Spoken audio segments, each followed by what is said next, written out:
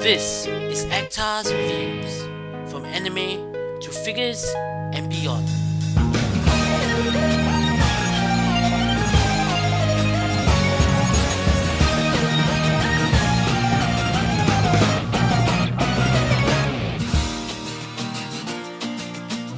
Hey, this is Actar and welcome to another episode of Actar's Merchandise Reviews.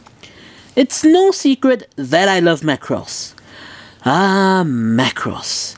The original show that played an integral part in my early inculcation into being a full-fledged otaku. But if you ask me, Macross Plus would unequivocally be my favourite of all the Macross series. It's a series that delves into a multitude of intriguing themes such as the relationship between man and machine and subverts so many of the beloved Macross formulas. The love triangle, music being a force for good, so on and so forth. With all the events that occur throughout the course of the show, at its heart, it's a simple yet poignant story about the relationship between the three main characters. It has phenomenal cel animation, brilliant action, great characters, beautiful music. I could just go on and on.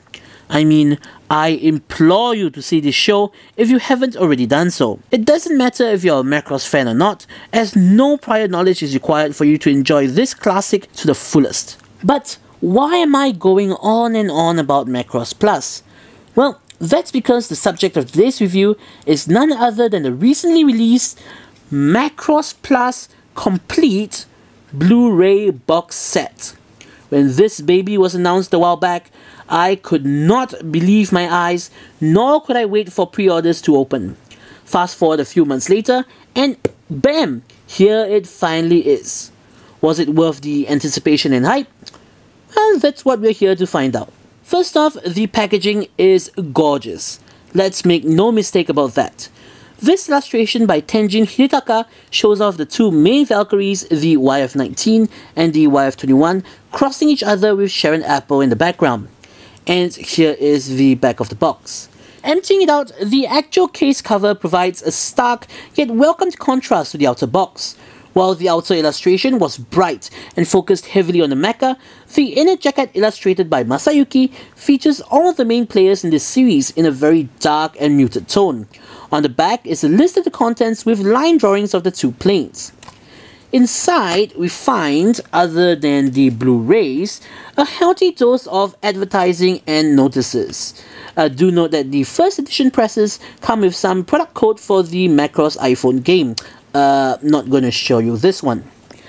And surprise, surprise, one of said advertisements is an announcement by Arcadia, the reformed Yamato, that the long-awaited V2 of the 160 scale fully transformable YF-19 will be out next year. Now, how awesome is this? Looks like you're going to be out of a job. Putting that aside, moving on to the discs, we get two with this set, one with the Macross Plus logo and one with the Sharon Apple logo. The one on the left contains the 4 OVAs and the dubbed international version of the OVAs. Why they had to make them separate as opposed to having the dub as another audio track is beyond me. There are no subtitles for the OVAs. On the right, we have the movie version, which is the one I'd personally recommend. The movie version does have subtitles, but we'll be getting to that in just a second. On it are also a plethora of special features. We have staff interviews in their scouting trip to America, Macross Plus promotional videos, Macross Plus OVA next episode previews, the preview for the movie for Macross Festival 95, Macross Plus commercials, Macross Plus complete Blu-ray box promotional videos and commercials, Macross a future chronicle, kind of like a documentary featurette covering the history of Macross, and finally, footage relating to the Macross Plus video game, including the opening, promotions, and in-game movies. Quite a respectable and sizable amount of extras, so nothing to really complain about. I particularly enjoyed seeing the staff's adventures in America as they got to experience flying in a jet for themselves. However, these extras seem to have already been included in some form on the previous DVD releases, and it would have been nice to have gotten some newly recorded features or interviews.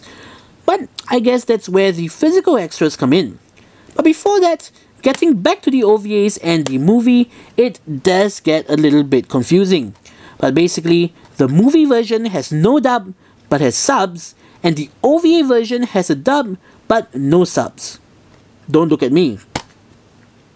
If you've seen my other Blu-ray reviews, you'd probably be wondering why I'm not jumping for joy at the inclusion of subtitles.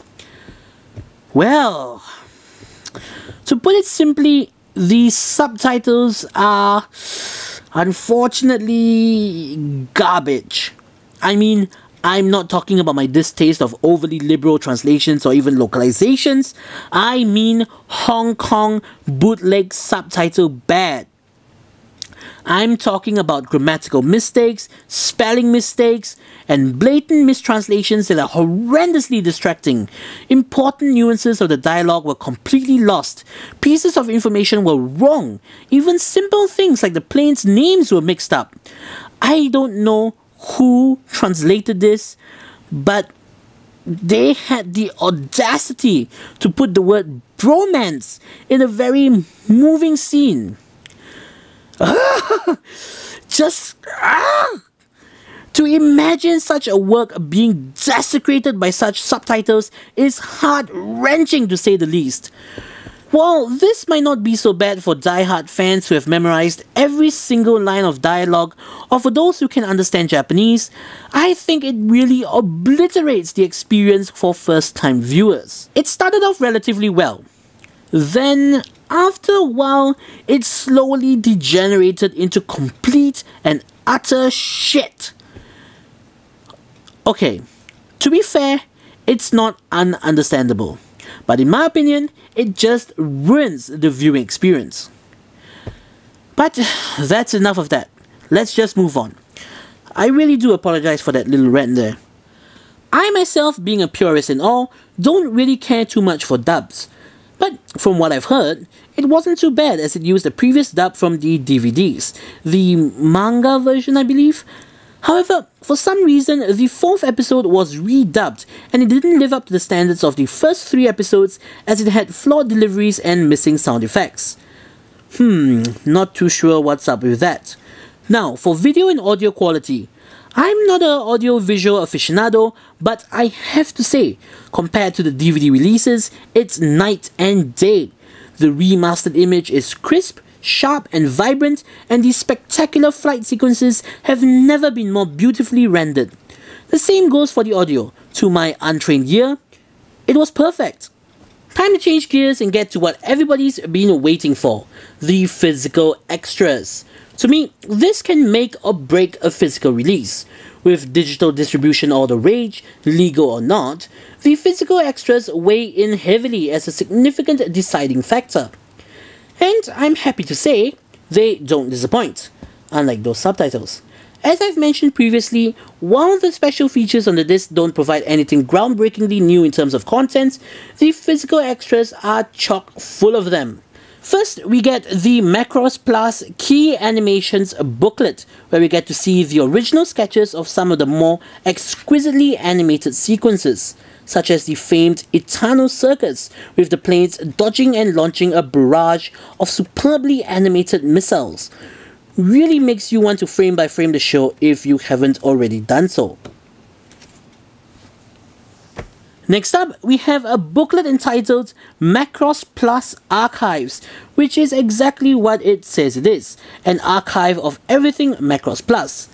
I won't be able to go through everything here, but essentially, we have an introduction, how Macross Plus fits into the entire Macross history, interviews, the USA location scouting, episode previews and overviews, character bios and line art, art from the various packagings of the Macross Plus Laserdiscs, CDs and DVD releases, more interviews, overviews and line art of the Valkyries and various other machines that appear in the series, even more interviews, background art, yet even more interviews, and finally, last but not least, a look at the music in the series. So, overall, a very, very, very well put together book that gives fans more than they could ever ask for. And I have to say that I'm suitably impressed. In conclusion, getting down to what matters the most, is this worth the money? In my opinion, for a fan, it undoubtedly is. Macross Plus has never looked this good, and even if you do have the DVDs, I think it would still be a worthwhile purchase. While these subs might not be that good, and that's a huge understatement, the physical and on-disc extras do make up for it and give you a very, very well-rounded and concise package with both the movie and the OVAs. So, this is Actar saying, see you guys in the next episode.